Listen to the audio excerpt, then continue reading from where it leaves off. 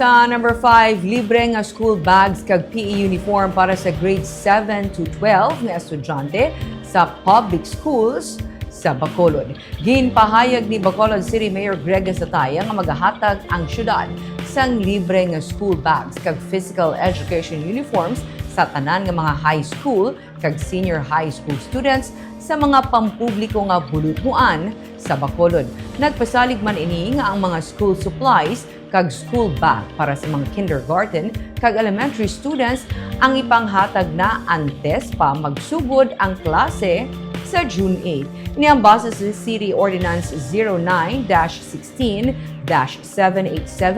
nga nagamando sa syudad nga maghatag sang libre nga educational materials sa mga estudyante. Sunod sa alkalde, kapin sa 90 million pesos ang pondo nga ginpain sang syudad para sa amo nga programa sa sini nga tuig.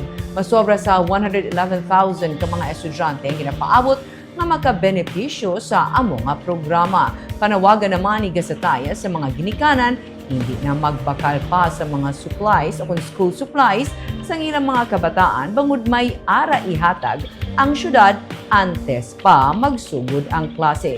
Tuiga na nga nagahatag ang syudad sa school supplies sa mga K-6 students.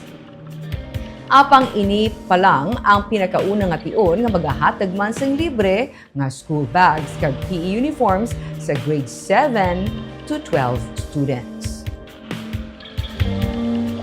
Iti ang purpose man lang gid ang purpose gid ko nga ginahimo isang syudad Subong is that as much as possible the city government will provide for the necessary requirements sa mga kabataan nga eskwela.